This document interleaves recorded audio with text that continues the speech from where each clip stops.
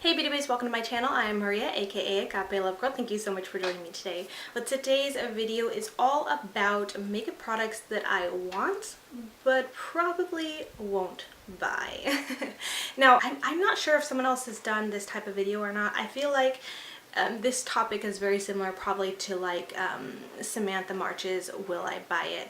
And so I'll have hers linked below, and then anyone else who I feel like has done something similar. But the reason why this topic came to mind is because I was kind of browsing Trend Moods page on Instagram, and she always posts all the latest things that are coming out or that are launching, and I was looking at stuff and I'm like, oh my gosh, I really kind of want that, but I'm like, I was thinking like, will I actually buy that? And I'm like, probably not. Even though I really want it, I probably won't buy it. And then that's when the idea came, like, oh, that would be a really fun video, makeup that I want to buy but probably just won't for whatever reason. And so I thought I would just share the products and then share the reason. I just thought maybe that might be a fun, interesting video, so I hope you guys think so too. So with all that, let's go ahead and just get into it. The first item I want to talk about is one that I kind of talked about like very briefly before in a tutorial I just did for the Milani Bold Obsessions palette. And so the products I'm talking about are the new or coming soon as I film this video, Milani Pure Passion and Soft and Sultry palettes. Now, I think these are absolutely beautiful. So let me kind of go back. In that video I talked about their new Gilded Something palette that was coming out. That looked very similar to the Bold Obsessions palette with the exception it had highlighters. And then I had to edit in that I saw that they came out with these palettes. Okay, so there is that. And while I was really excited to see these, and what makes me tempted to buy them is because I love that the palette that I have from Milani, the Bold Obsessions one. I think the quality is amazing. I think the price is great. I feel like a lot of people are saying $20 is a lot for drugstore, but you know what? I really don't think it is. I think for what you're getting, I feel like it's a good deal. The palettes look very high end. The quality is very high end. And so it's something that I'm very happy to see at the drugstore. I love that palette and I would recommend it. It's one of the palettes I use very, very often in my everyday life outside of YouTube. And so I am excited to see them coming out with more palettes. And so when I saw this, I was like, ooh, I was really, really excited. But then when I kind of took a look at them, I was kind of like, I'm like, I'm not gonna buy these. For one, the warmer tone one, which I'm assuming is gonna be Pure Passion, is beautiful, but it's not unique enough to make me want to get it in addition to the Bold Obsessions palette. So that's kind of where it hinders me right there on why I won't buy. The Soft and Sultry one, the cool toned one, is a little bit more unique, but I feel like, again, I have some of those cooler tones in the Bold Obsessions palette. Again, this is like a full palette of more cool tones, but I also just don't really reach for cool tones very often, so that's kind of where it's got me like, I might buy it because the quality is good and because I like it, but I probably won't reach for it that often, so that's what's stopping me. What I would love to see is for Milani to come out with another palette just like these, because they're all the same, they look the same price. Quality, I'm going to assume, is just as good. I would love to see them come out with something just a little bit more unique. And I think maybe for the drugstore this might be unique because you've seen these palettes, but they're all high end. So these it's great that they're coming out with these kind of more staple palettes that are available in the drugstore at this price, so people who don't have high end can have these. I think that's great, but I would just love to see them come out with a like more colorful palette, something that's a little bit unique, especially for the drugstore, and I would definitely get it. At this moment in time, I'm very happy with just having the Bold Obsessions palette, and if I were to purchase another Milani one, it would be the Most Loved Mattes one, because I still don't have that one, but I really like the shades in that. And again, I feel like they lean a more warm tone. That's just what I prefer, and they probably aren't anything unique to what I already have in my collection. But if I were to purchase, that would be what I was leaning towards. But if Milani decides to come out with a colorful version of this palette, it would probably be mine in a heartbeat, because $20 or even $15, I think some people say they get it for $15 at Walmart. That is not a bad price. I don't think that's too much for a drugstore at all, especially for what this is. It's just really good and so worth it. All right, next up is the Norvina palette from Anastasia Beverly Hills. Now this is already launched. I think today, as I'm filming this, is the day it launched. And when I kept seeing this and I kept feeling like there was something inside of me that felt like, ooh, I want this. And I don't really know why, because again, like I said, I don't typically reach for and use a lot of cool toned eyeshadow, but there's just something about it that just looks so pretty and it's calling out to me, and it's like, I want this palette. But I definitely, I'm not gonna buy, just because I really think it'd be a palette that I might use once for a review or a look or something, and then I probably won't reach for it very often. So there's a girl I follow on YouTube. I'm fairly new to her channel, but she's not, she's pretty popular. Her name is Angelica. I don't know how to pronounce her last name, so I'm just not going to. But she did a video about the Anastasia Norvina palette, and it was basically what the Anastasia Norvina palette should have been in her opinion. I watched that video and I was like, yep, that's it. That's exactly what was not wrong with the palette, but you know what I mean? That was what's wrong with the palette. I think if it were what she made it to be, which was just a couple subtle changes, I think that palette would have been a yes for me. And I will have her video linked, because I think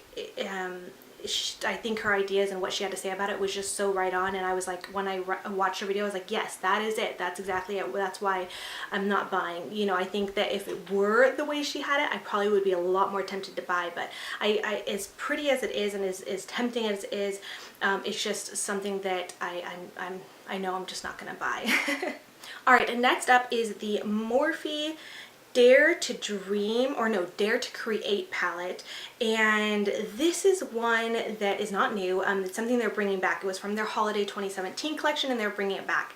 And I think had this been brought back sooner, I would totally be down for buying it, because I was actually pretty bummed that I missed out on it, because I was like, ooh, this palette is so beautiful, and it's also, I just thought it was so brilliant. Now I will say that the idea they had, I was missing one thing. Like, I know you probably already know what it is, but I really wish that in the middle with those larger transition shades, they would have at least put one like ivory or bone shade in there, because you know that's one of the shadows and shades that a lot of people use all the time. Transitions colors, yes, so while it was brilliant for them to put all those big transition colors in there, it would have been even more brilliant if they also included a bone shade, but there's not even a bone or creamy shade in the smaller ones. But anyways, all that aside, I thought this was such a beautiful palette, so colorful. I really was intrigued by it, but I missed out on getting it. And so I think it's neat that they're bringing it back, but at the same time, I decided it's something that I don't want to get, because now that I have the Born to Run palette from Urban Decay, I feel like that's very similar. Someone in a makeup group mentioned that they look similar, and I was like, huh, you know what, they really do. Of course, the Dare to Create palette's quite a bit bigger, but it's mostly bigger because it's filled with a lot more brown shades and a lot of the transition shades, and those are shades that I probably don't necessarily need or probably wouldn't use all of. So in my opinion, it's not something that I need. It's a palette that I have wanted, and I still think it's really beautiful, but I'm not going to buy it, because it just would be silly. I have something, and probably several palettes that are very similar, so I really, yeah, I don't need it, won't buy it. If I'm gonna purchase something from Morphe, what I'm kind of saving up my money for is the Jaclyn Hill Vault palette collection, and that's actually I have on my list here too, although it is something that I do plan on purchasing, because right now I really want it. I know there's been a setback, and some people are like, no, that's making me not want to purchase it, but I still really want to purchase it. As soon as I saw the swatches she shared on her Instagram stories, I was instantly like, I want that. I don't have the Jaclyn Hill palette. I was never really intrigued by or wanting the full large palette, just because, I don't know, something about it I was just like not super drawn to. I didn't feel the desire to have it. But the minis, the Vault collection, I still really want that. And I do, at this point in time, plan to buy it. Now, when it comes out, we shall see, and I will update you, but as of right now, I will be buying the Vault collection when it releases. So I'm really hoping that we get more information about the release, the new release date, because I was so excited that it was going to be released, and a little bit bummed that they had the setback, and we couldn't purchase it when they planned, but at the same time, I am happy that they are taking into considerations whatever was wrong with this palette, or those palettes, and that they're going to fix it. I think that takes a lot for a company to do, to be willing to lose money to fix their mistakes. So people might have some harsher things to say, but I think that's that shows a lot of integrity, and I'm glad they're doing it. So anyways, moving on. The next thing I have on my list is the Sugar Pill new sparkling liquid lipstick shades. There's Doll Up, Pillow Fight, and Truth or Dare. I want these just because they're just so pretty. And really, that is literally the only reason. They are pretty and they are sparkly, and we all know I love my sparkle, my glitter. And I just saw these and I was like, oh my gosh, they're so pretty, especially the shade Truth or Dare, which is like that burgundy color, and it has like gold sparkle in it. But we all know, if you're familiar with me and my channel, that I don't hardly ever wear lipsticks. I buy them and then I don't wear them. I'm just like, I used to be such a sucker for lipsticks. I'd want them and just tell myself, you will wear them, you will wear them, and then I never wear them. So that's why I won't be purchasing them, because I won't wear them. I might wear them for a look or for a fun video, but then after that they will sit and collect dust, or my daughter will use them. They just won't be used. And that, again, there's another set of lipsticks that I saw and I was like, oh gosh, they're so pretty. And these ones are the Black Moon Cosmetics, which I've never tried anything with Black Moon Cosmetics, but I saw these pop up and I was like, oh my gosh, these ones are even prettier than the Sugar Pill ones. It's their Black Metal Liquid Lipstick formula at your local Riley Rose. Left to Right is Eternal, Immortal, and Armageddon. Eternal looks stunning. It's like this rosy mauve color with like gold and purple sparkle in it. Oh my god, the color is just so beautiful. If these were actually eyeshadows, I think, oh my god, I would have these if they were eyeshadows. They are stunning. And the middle one, Immortal, is a purple color, which I'm not super drawn to those kind of colors for lipsticks especially. But the last one, Armageddon, again, is another one that's just stunning. It's a burgundy, like black cherry burgundy kind of with purple sparkle and pink sparkle, it looks like, and from what I can tell. Those, oh my god, I'm just like, ugh. But again, like I'm not gonna buy them because I won't wear them. I just know myself, I won't wear them. But yeah, I look at them and I instantly feel like I want them so badly. It's so silly. All right, and next up is something that is not necessarily a makeup item, but it's a fragrance. Oh my gosh, and I think I might actually purchase these, but I'm not sure because I don't know the price, but chances are they're probably ridiculously expensive, and I'm so picky about fragrances that I'm worried about spending a lot of money on something that I don't know for sure if I will like it scent-wise. Some things sound like they'll smell good and then I'll smell them and I'm like, ugh, no, I don't like that. And also I'm very, like, I get headaches sometimes from some fragrances that are too strong, so I'm very picky. But anyways, these are the KKW fragrances in Kimoji Cherry, Kimoji Pink, and Kimoji Vibes, and they all actually sound like they will smell heavenly. I love sweet scents, vanilla especially. I also love citrusy, fruity scents too, so they just, oh, sound like they smell so good. But the Kimoji Vibes, I think, is one I would want. Oh, I can't even decide. Kimoji Cherry sounds amazing. Kimoji Peach, I think Kimoji Vibes is the one. If I were to get any of them, that would be the one. It has notes of watermelon, bergamot, juicy pineapple, apple blossom, peony petals, fresh jasmine, cedarwood, sun-kissed amber, and musk. Oh, it sounds so good. And it has like a picture with like gummy bears, which I love the scent of gummy bears and I love gummy bears, so I'm like, oh, that sounds good. But also because like the cherry one has cherry, raspberry, sweet strawberry, all of those I love. Cherry blossom, gardenia petals, vanilla, and woods and musk. I love that it has vanilla in it. The peachy one also sounds like it would be great. It has creamy vanilla, nectarine, peach, jasmine petals, and stuff like that. So that one kind of, but I almost feel like that one would probably make me feel a little bit sicky because peachy scents tend to be a little bit too sweet. I don't know. So the cherry one and the Vibes ones are the one I'm like, oh, I really want, but I'm just unsure. I don't know if these are available at like somewhere I could go and smell them. I think if I could smell them, I would decide if I would purchase them or not, but I'm not sure. So it's something I really want, but I'm on the fence if I will buy or not. I'm not sure. So anyways, moving on. The next one is the Too Faced Born This Way concealer, their new thicker concealer that I think a lot of people are like, is this like a new Shape Tape dupe? And I want these just for the fact that I feel like I'm always on the quest for the best concealer. Now, it's kind of silly because there's a lot of concealers that I love and I really like. I did a whole video on my favorite concealers that are really great for dark circles, and I feel like all those do a really great job, yet somehow I still feel like I'm on the quest for the best concealer. I don't know why. It's kind of silly, and I have tried since then more concealers that I really like, one being the ColourPop No Filter Concealer. Actually, I really like that a lot. So I feel like I really want to try these. I really want to buy these, but I don't think I'm going to, and it's nothing against Too Faced or any reason, not because I've seen bad reviews. I haven't really seen any bad reviews at all, actually. But the reason being is because I just have so much makeup and I've bought so many concealers lately, and I've actually gotten some in PR and stuff like that too.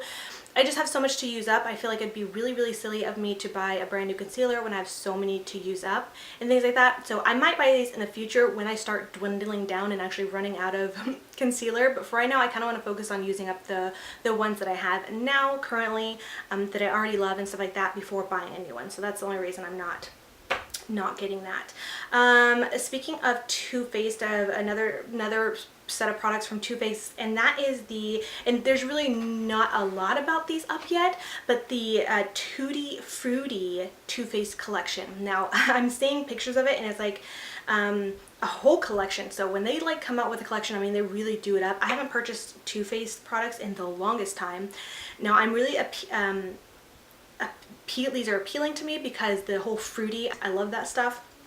And so that kind of appeals to me. I think it's a really cute looking collection based on the pictures. Like they've got like pineapples and raspberries and lemons, and it looks very vibrant and very cute, and so that's like kind of drawing me in. But as I look closer at the picture that I have here that's showing like baskets full of this stuff, I'm looking and none of the products really seem like it's products that I really actually want. So it looks tempting, like I would want the collection or want stuff from the collection, but when I look closer I'm like, I don't think so. Like I'm seeing some stick highlights, I'm seeing some liquid highlights, I do see some palettes which look kind of promising, but I'm just unsure because the last couple of times I've bought eyeshadows from Too Faced, it's not like I don't like them, but there's others that I like better. So I'm not Too Faced eyeshadows have not been as appealing to me lately.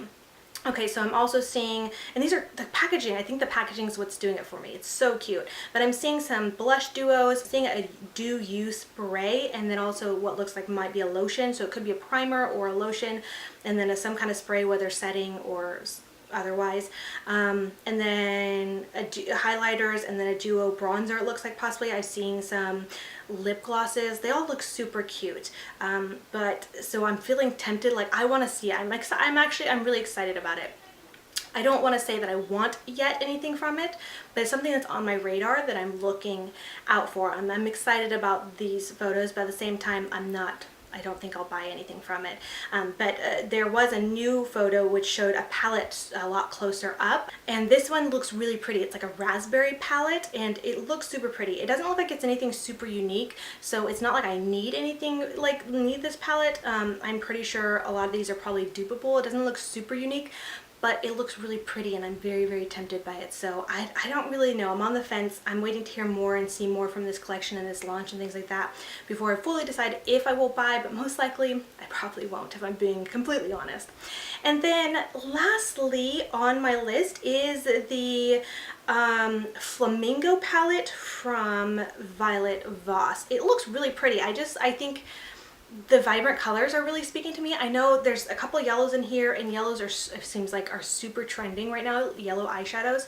But all these vibrant pops of kind of not quite neon, but very bright colors. It just looks really, really pretty. And so it just looks really cute. I don't know. So part of me kind of feels like I want that palette, but also part of me feels like I don't know if I will really, really like it. I've not tried anything from Violet Voss before, except for, I think it was the first year I went to IMATS in New York. I swatched their, what is it called even now? The Holy Grail palette, I think.